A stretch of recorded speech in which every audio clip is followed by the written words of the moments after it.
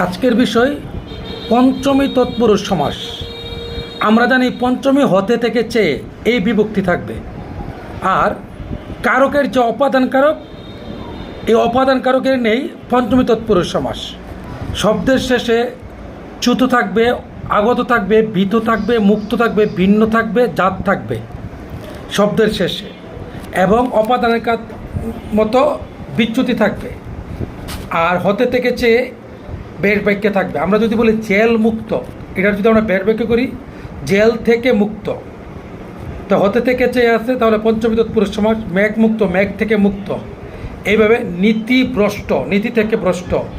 বুটা খসা, বুটা হতে খসা। বিলাত ফেরত, বিলাত হতে ফেরত। পরাণ প্রিয়, তাহলে পরাণের চেয়েও প্রিয়। চেয়ে, থেকে, হতে, এগুলো কিন্তু আমরা পেয়েছি বের বাক্যে। এমন যদি আমরা দেখি বুঝে নেব পঞ্চমী তৎপুরুষ সমাস। আশা করি সকলে বুঝতে পেরেছেন। ধন্যবাদ সবাইকে।